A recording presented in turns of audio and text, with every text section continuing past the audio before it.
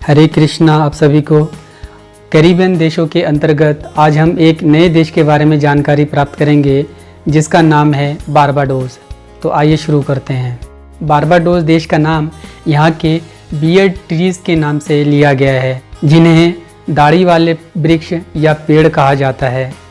Barbados प्रशांत महासागर के पश्चिम में कैरिबियन द्वीप समूह में एक द्वीपीय देश है, जिसका कुल क्षेत्रफल मात्र 439 वर्ग किलोमीटर है।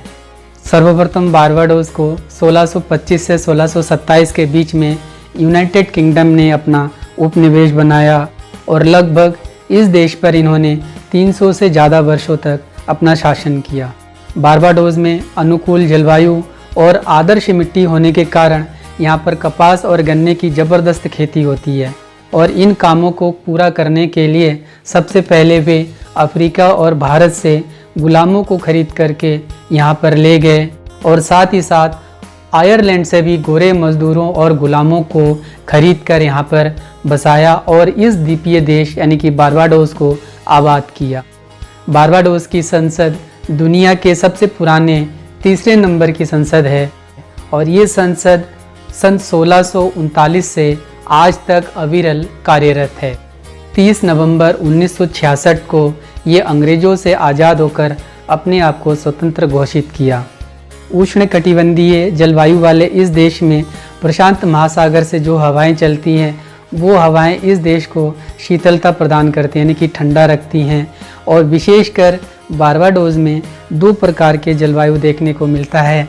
एक वे क्षेत्र हैं जहाँ पर सबसे ज़्यादा वर्षा होती है और दूसरे क्षेत्र में हमेशा सूखा मौसम यानी कि शुष्कता बनी रहती है। और बारबाडोस में जो वार्षिक वर्षा का जो औसत है वो 1000 से लेकर 2300 मिलीमीटर तक है। बारबाडोस में समर और विंटर के टेम्परेचर में ज़्यादा अंतर नहीं होता है। यहाँ पर समर में जो टेम्परेचर है वो 21 से लेकर 31 डिग्री सेल्सियस तक है और विंटर में 21 से लेकर के 30 डिग्री सेल्सियस तक टेम्परेचर यहाँ पाया जाता है। और बारबाडोस द्वीपीय एवं पहाड़ी देश होने के साथ साथ यहाँ पर एक नदी भी बहती है और उस नदी की लंबाई मात्र 570 मीटर है और जिसका नाम कॉन्स्टिट्यूशन है। और यहाँ पर कई छोटे बड़े पर्वत चोटियाँ भी है और उसमें से जो सबसे ऊंची चोटी है उसकी ऊंचाई मात्र 340 मीटर है और जिसका नाम माउंट हिल भी है। बारबाडोस में कई प्रकार के वृक्ष पाए जाते हैं, लेकिन सभी पेड़ लगभग ट्रॉपिकल क्षेत्र से संबंधित होते हैं और इनमें से जो बारबाडोस का राष्ट्रीय वृक्ष है उसका नाम बियर्डेड फिग ट्री है। इसके अतिरिक्त यहाँ पर पोएनसिएना, महोगनी और कैबेज पाम मुख्य रूप से पाए जाते हैं। और बारबाडोस वन्य जीवों के मामले में अन्य देशों के मुकाबले काफ़ी अलग है। कारण ये है कि यहाँ पर 4 प्रकार के कछुए ऐसे पाए जाते हैं जो पेड़ों में घोंसला बनाकर रहना पसंद करते हैं, जिनमें हरा कछुआ, बाज कछुआ, लेदरबैक और आपस में भिड़े हुए कछुए, मतलब जो आपस में लड़ते रहते हैं या भिड़े हुए होते हैं उनको आपस में भिड़े हुए कछुए कहते हैं। इसके अतिरिक्त जो कैरिबियन क्षेत्र में सबसे बड़े कछुए होते हैं उसमें दूसरे नंबर का जो कछुआ है हॉगबिल, वो भी बारबाडोस में पाया जाता है और अनुकूल मौसम होने पर ही वे समुद्र से बाहर आकर समुद्र तटों पर अंडे दे के फिर वापस समुद्र में चले जाते हैं। और जंगलों में एक प्रकार का बंदर पाया जाता है जो बिल्कुल हरा रंग का होता है। उद्योग और काम धंधों के मामले में बारबाडोस छोटा देश जरूर है, लेकिन ये अन्य देशों के मुकाबले काफ़ी आगे है। यहाँ का मुख्य व्यवसाय पर्यटन है। लगभग 1.5 मिलियन पर्यटक हर साल इस देश में आते हैं और लगभग $57 मिलियन का रम प्रतिवर्ष ये अन्य देशों को निर्यात करता है। और इसके साथ साथ चीनी, गुड़, तंबाकू और सी फूड को भी भारी मात्रा में अन्य देशों को ये निर्यात करता है।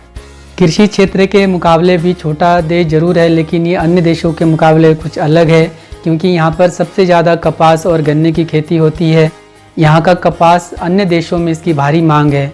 कारण ये है कि यहाँ का जो कपास होता है उसके जो रेशे होते हैं वो अन्य देशों में उगाए हुए कपास के मुकाबले ज़्यादा लंबे होते हैं। इस कारण यहाँ का कपास अन्य देशों में इसकी भारी मांग होती है।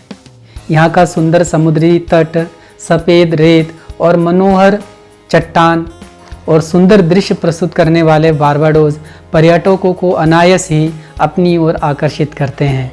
ये 439 वर्ग किलोमीटर वाले छोटा सा देश यानी कि बारबाडोस विश्व के सबसे अमीर देशों में इसकी गिनती होती है।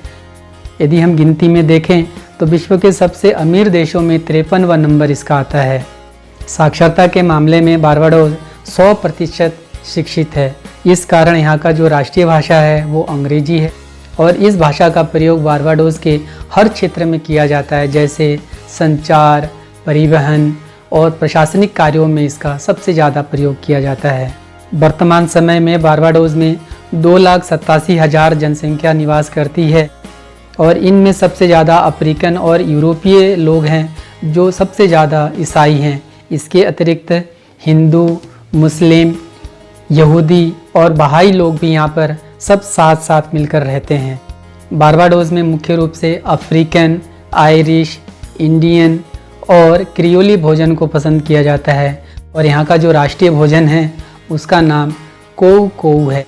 Barbados West Indies cricket board का सदस्य देश है, इस कारण यहाँ पर क्रिकेट बहुत लोकप्रिय खेल है। वेस्ट इंडीज़ में जब भी कोई अंतर्राष्ट्रीय क्रिकेट श्रृंखला का आयोजन किया जाता है तो उसमें से कई सारे मैच बारबाडोस की राजधानी ब्रिजटाउन में खेले जाते हैं, क्योंकि ब्रिजटाउन में अंतर्राष्ट्रीय स्तर के स्टेडियम हैं।